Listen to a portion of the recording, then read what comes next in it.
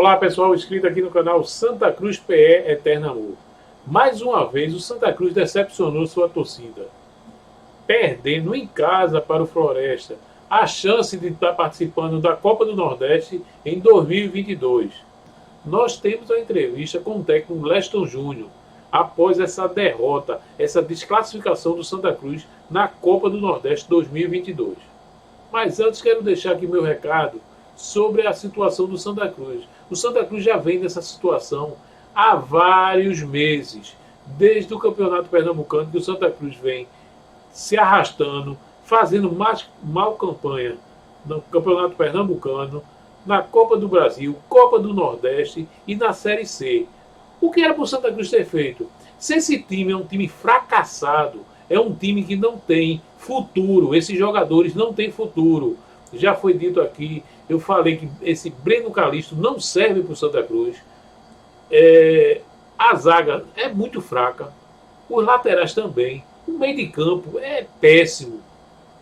O Santa Cruz tem que fazer outra reforma. Se fez uma reforma antes, colocando todos os jogadores para fora, então teria que colocar esses jogadores, todos que estão aí, bota tudo para fora e monta uma nova equipe.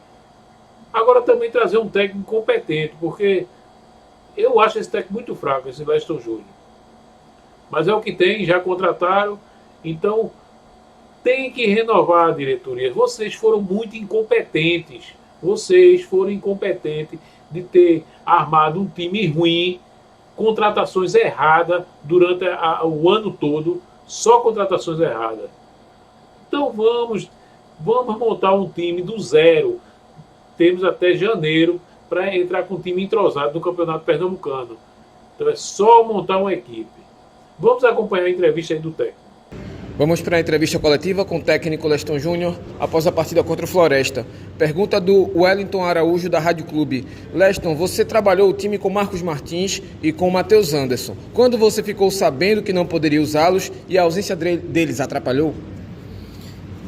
Boa noite, Wellington. É uma pena a entrevista não estar sendo presencial para que eu não pudesse te dar a oportunidade de fazer outra pergunta, porque é uma questão que eu não me sinto confortável para falar sobre. É uma questão que diz respeito à parte diretiva do clube, né? Então, infelizmente, eu te peço desculpa, mas é um assunto que eu gostaria de não me pronunciar sobre. Pergunta do Gilson Fernandes, da Rádio Guarani. Olá, Leston. O que falar para a torcida coral que veio em bom número apoiar o time e volta para casa decepcionada? Assim, não dá você não tem o que dizer para a torcida, porque o torcedor ele fez aquilo que talvez em nenhum clube no Brasil qualquer torcida fizesse. A torcida viu no número que veio, num jogo pós-pandemia, um jogo 9h30 da noite, na arena, que a gente sabe das dificuldades do translado, né, e apoiar o time 90 minutos da forma que apoiou, né, eu particularmente não tenho o que dizer para a torcida, a não ser agradecer e dizer que esse sentimento do torcedor é o meu sentimento, porque essa classificação ela era importante em todos os aspectos, no aspecto financeiro, no aspecto competitivo, mas fundamentalmente era importante para dar ao torcedor um alento, para dar ao torcedor um conforto mínimo, né, após a temporada ruim que o clube teve. Então, infelizmente, o torcedor hoje está chateado mais uma vez, com muita razão, e eu preciso mais uma vez registrar assim, um agradecimento ao torcedor, não só o presente aqui, porque obviamente o número era reduzido e obviamente que muita gente gostaria de ter vindo no jogo, mas a toda a torcida tricolor, aqui vai uma fala assim, de um sentimento muito grande, pela não passagem de fase para a sequência da pré-copa do Nordeste. Pergunta do Ricardo Luiz, da Rádio CBN. Boa noite, Leston. O time apresentou um bom nível de organização ofensiva, criou oportunidades. É bem verdade que desperdiçou várias, mas a defesa pareceu um pouco vulnerável, opinião dele. Esse é o principal problema do time, ao seu ver? Assim,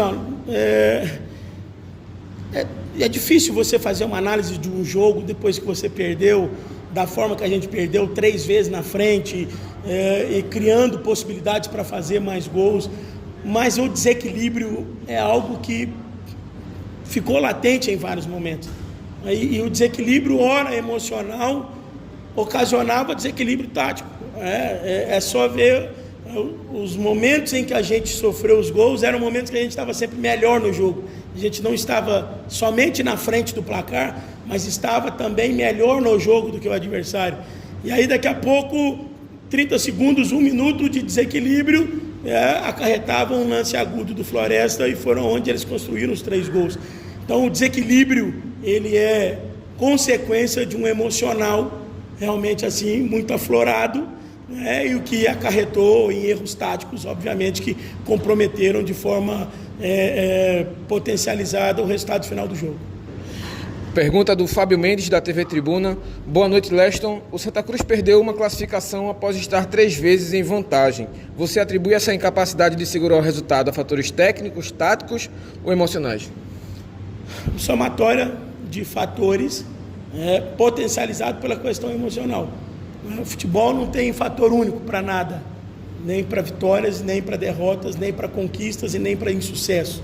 É uma somatória de fatores e o fato da gente ter saído 3 vezes na frente do placar e ter sofrido o gol, como eu disse na resposta anterior, em momentos que a gente estava melhor no jogo, ela atende que a questão emocional, a gente não conseguiu ter controle emocional que nos dava a condição de, naquele momento, ser uma equipe mais organizada defensivamente, uma equipe que proporcionasse menos espaço ao adversário, porque naquele momento quem tinha que ceder mais espaço para a gente era o Floresta, e a gente acabou cometendo muitos erros. E num jogo de futebol, num jogo eliminatório, onde em 90 minutos você define uma classificação, a quantidade de erros que nós cometemos, mesmo você tendo um volume ofensivo muito alto, acaba comprometendo o resultado.